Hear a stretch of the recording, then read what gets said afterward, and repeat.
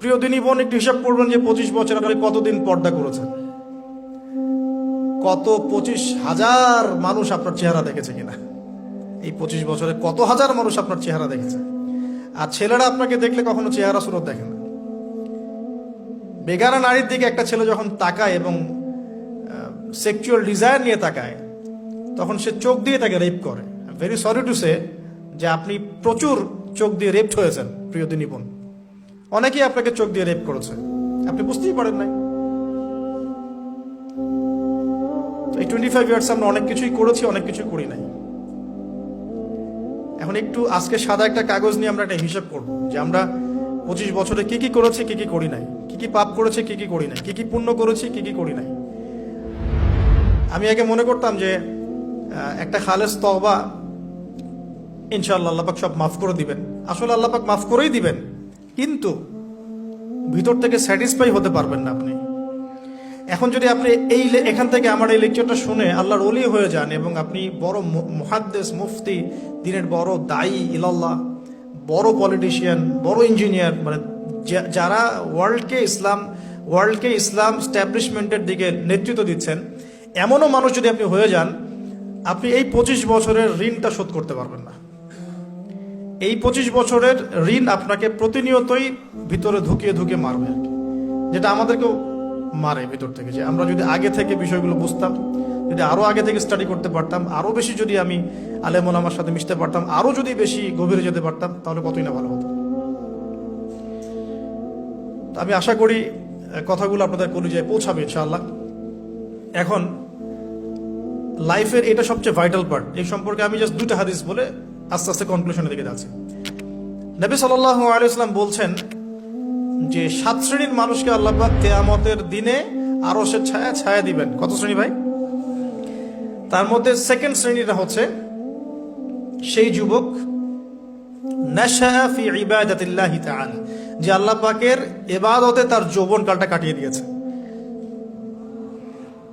এখনো বাকি আছে আপনার সামনে। যৌবনকাল কতটুকু? হয়তো 15 to 40। তার মানে এখনো 40 বা 50 বছর পর্যন্ত আপনার যৌবন টিকে থাকবে ইনশাল্লাহ, যদিও বা এই যুগে থাকে না।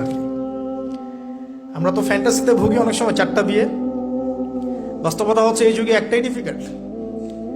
একজনকে সন্তুষ্ট করে কি ডিফিকাল্ট। এখন সেই যুগ না তো। আমরা তো হর্স রাইড করি না, আমরা তো এক্সারসাইজ করি না, আমরা তো এখন অনেকে খেলিও না। আমরা ফাস্ট ফুড খাই, আমরা হাইজেনিক খাবার খাই না, আমরা আগেকার মানুষদের মতো অনেক কিছুই করি না। এনভায়রনমেন্ট নষ্ট হয়ে গেছে, পলিউশন আছে, সব মিলে এখন আমাদের যৌবন যে 50 বছর পর্যন্ত থাকবে, এটা নিশ্চয়তা দেওয়া যাচ্ছে না যদি আমরা বেঁচেও থাকি। আর কত যুবক যুবতী ভাই বোন যে যৌবনকালেই চলে যায় তার তো ঠিক নাই। প্রিয় দিনী ভাইরা, আমরা আলোচনা করছিলাম যৌবন সম্পর্কে। এই বিষয়ে আমি 2টো হাদিস বলার নিয়াত করেছিলাম। তো প্রথমটা শুনিয়েছি মোটামুটি, সেটা হলো নবী সাল্লাল্লাহু আলাইহি ওয়াসাল্লাম বলেছেন যে কিয়ামতের মাঠে আল্লাহ রাব্বুল আলামিন যে 7 শ্রেণীর মানুষকে তার আরশের ছায়া দিবেন, তার মধ্যে তৃতীয় শ্রেণী হচ্ছে সেই যুবক যে তার যৌবনকালটাকে আল্লাহর পথে উৎসর্গ করেছে বা কাটিয়ে দিয়েছে। আরেকটা হাদিস যেটা বলতে চাচ্ছিলাম সেটা হলো কিয়ামতের মাঠে 5টা প্রশ্ন হবে, স্পেশাল 5টা প্রশ্ন, যে 5টা প্রশ্নের উত্তর না দেয়া পর্যন্ত কাউকে ছাড়া হবে না। তার মধ্যে প্রথম প্রশ্নটাই হচ্ছে তোমার জীবন কোন কাজে কাটিয়েছো, এবং দ্বিতীয় প্রশ্ন হচ্ছে তোমার যৌবন কোন কাজে কাটিয়েছো। সো আমি বলছিলাম আপনাদেরকে যে যৌবন কালটাকে যদি আমরা আল্লাহর পথে কাটাতে পারি, ইনশাআল্লাহু তাআলা আমাদের এই যে উদ্দেশ্যটা, যে নিজেরা দিন পালন করব, নিজের পরিবারের মধ্যে প্রতিষ্ঠা করব, আমাদের সমাজে দিন ইসলামের দাওয়াতি কাজ করব, যেখানেই থাকি সৎ থাকব, একদিন ইনশাআল্লাহ দিন আবার বিজয়ী হবে, এই যে স্বপ্নগুলো, এগুলো বাস্তবায়িত হবে ইনশাআল্লাহ তখনই যখন আমরা নিজেরা পরিবর্তিত হয়ে সমাজের জন্য ভালো কিছু বয়ে নিয়ে আসবো ইনশাআল্লাহ। তো আমি জাস্ট কয়েকটা পয়েন্ট আপনাদের সাথে একটু শেয়ার করে শেষ করে দিব যে এখন থেকে কিভাবে আপনারা বা আমরা আমাদের যৌবনটাকে আল্লাহর পথে কাটাতে পারি। প্রথম যে পয়েন্টটা আমি লিখে নিয়ে এসেছি সেটা হলো, আমি একটু বলেওছিলাম যে আমাদের নিজস্ব খসড়া একটা আমলনামা তৈরি করতে হবে আর কি। আজকে আমরা সেটা করতে পারি বাসায় গিয়ে, যে আমরা যদি আমাদের গড় আয়ু হয় 60 বছর, তাহলে আমরা এখন কতটুকু সময় পেতে পারি, আর এই সময়টুকুর মধ্যে আমাদের টার্গেট কি, আমরা আসলে কি চাচ্ছি, কি অ্যাচিভ করতে চাই। যা চলে গেছে এই সময়টুকুর মধ্যে আমরা কিভাবে আল্লাহর রহমত পাবো, ক্ষমা পাবো কিভাবে। যা চলে গেছে এর মধ্যে অনেক নামাজ কাজা থাকতে পারে, নামাজ কাজা থাকতে পারে, রোজা কাজা থাকতে পারে। অনেক সময় এমন হতে পারে যে আমরা অন্যের হকও নষ্ট করেছি। প্রথম যে কাজটা করা উচিত সেটা হলো খালেস তওবা। 1 নাম্বার তাহলে আমরা বলতে পারি, যদি আমরা এখন সংকটগুলো চিহ্নিত করে সমাধানের পথে হাঁটতে চাই, তাহলে আমাদের যৌবনটা আল্লাহর পথে উৎসর্গ করা ছাড়া কোনো অপশন নাই। উৎসর্গ বলতে আমি বোঝাচ্ছি কাটিয়ে দেয়া, আল্লাহর ইবাদত করে কাটিয়ে দেওয়ার কোনো বিকল্প নাই। তার জন্য প্রথমত আমাদের নিজেদের জীবনের কৃতকর্মগুলোর হিসাব নিকাশ মেলাতে হবে, 1 নাম্বার। আর 2 নাম্বার হচ্ছে বিশুদ্ধ তওবা করে আল্লাহর পথে ফিরে আসতে হবে।